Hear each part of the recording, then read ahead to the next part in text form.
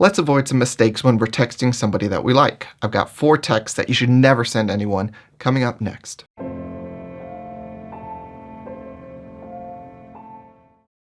What's good, everyone? Mario here. In this video, I'm going to share with you 4 texts to stop and never send anyone that you like because they destroy connection and romantic interest. So I'm going to get into those 4 texts. But first, let me remind you that if you're not fully satisfied with your current dating or your online dating experiences, then I invite you to join one or both of our free online academies for dating and online dating. Sign up is super easy, takes seconds, and you can do so by clicking the link in the description or the card for this video.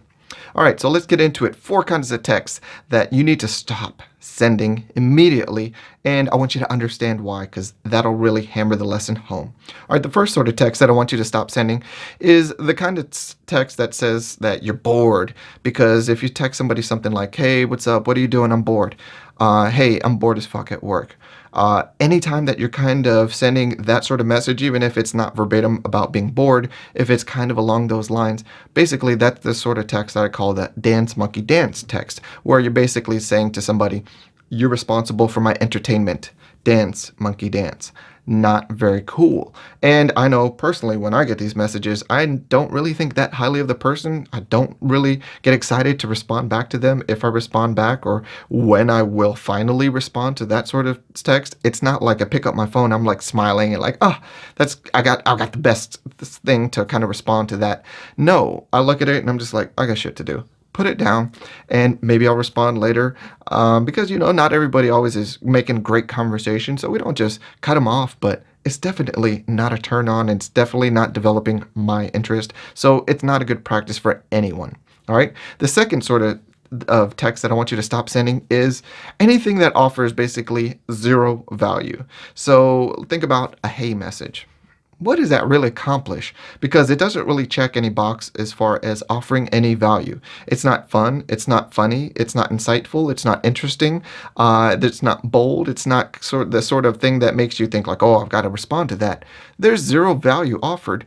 And basically what it's doing is saying sort of along the same lines of the dance monkey dance. It's saying this is all I'm offering, and I'm expecting you to actually do a whole lot better than me and make this conversation go.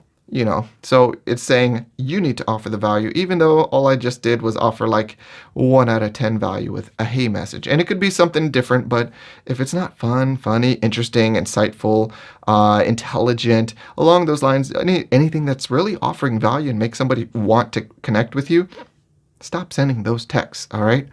The third sort of text that I want you to stop sending is anything where you're responding or you're messaging like, hey, did you get my message? Look, we all have text messages, and we know that, you can just see, like, yes, it obviously went through. It's not that 1 in a million sort of thing where someone's like, I really haven't been getting any texts. And you're on your end saying, that's strange because it looks like it went through on my end. That's like a 1 in a million thing. So here's the thing. Don't send anybody that sort of text of, hey, did you get my message? Did you get my whatever? Don't follow up with people like that. They see that message right there, and it's just a bad practice. Now, certainly at times you might double up a text, and I get that. But in general, think how bad of a look it is to text somebody, hey, are you going to respond? Hey, did you get my text? Hey, blah, blah, blah, basically saying, please message me back. But this is really weak language and a really, really weak way to display myself. Stop doing that. If people don't message you back, that's telling you a little something.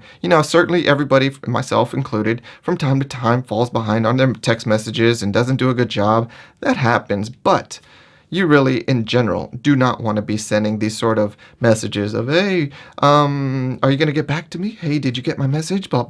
Stop sending those. 95% of the time, it's a bad move. All right.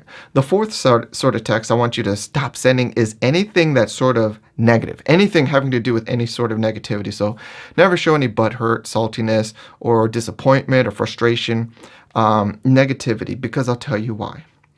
It's all about the associations. When someone picks up the phone, whether it's a phone call or a text message, they're going to associate the experience with you. So if their experience with picking up the phone and getting a text message from you that's negative and in a negative direction, any sort of thing like that, guess what? They don't think the conversation's negative. They think that you are negative. So do you think that do you think that will train them to want to pick up the phone for you? Do you think that will make them want to respond to your messages? Or do you think it's going to train them to kind of like put the phone away when you're texting, be like, oh shit, what's he want now? Or what's she want? No, you want to make sure that anytime you're texting or having a phone conversation with somebody, that you're basically reinforcing that it's a positive experience. So that's not to say that there can't be discussion of things that are challenging or difficult or negative, but text message is really not the place to do it because of that sort of conditioning. So what you want to do is have those true negative conversations, or if you really have to bring something up and have a real serious talk or something negative, you need to do that in person. So you don't want to ruin your sort of reputation and your connection where somebody wants to pick up the phone with you. You need to have those sort of negative sort of conversations in person. Don't do them via text because you're just ruining basically the strength of your connection, of how much people want to respond to you, and their desire to just look at their phone when they know it's you. And we want to be smart about that. Certainly some serious topics have to be addressed from time to time, but anytime you send something via text, that's the last thing that someone will see. It's set in stone. Someone can see it. And if you're saying something really salty, really butthurt, or really negative, they can reread it over and over and over. Even at least on the phone or in person, someone hears it once and then they can't like rehear it over and over unless they just replay it in their imagination. All right. Now, I do want to throw out one more. I want to throw out the bonus advice that you need to never, and I mean never, because this is just better game practice, never say anything that you would regret. So don't call people names. Don't A lot of this, the easy way to kind of think about it is, don't really assign a label to somebody as like you're stupid, as something that they are. You're stupid. You're a terrible person. You're a bitch. You're an asshole. You're a jerk. You don't ever want to name call or say anything where you're giving somebody an identity. Maybe you might want to at times give somebody a label for their behavior. You're being a jerk. You're being selfish, but you don't really want to say things that stick, because that's how you ruin friendships. That's how you ruin connections.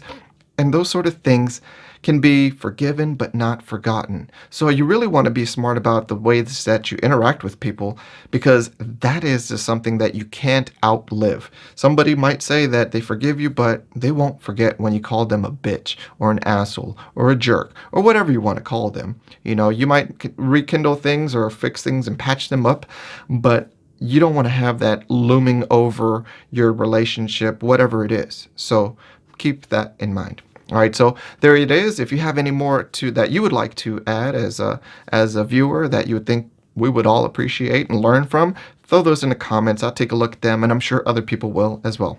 As always, take care until the next video. Thanks for watching. If you appreciated the content from this video, be sure to like, comment, subscribe, and hit that notification bell. And male or female, if you're not satisfied with your dating or online dating experience, I invite you to join one or both of our free academies. We have Get Game Group Academy and Get Game Group Online Dating Academy, both of which send out free weekly videos designed to help you up your game.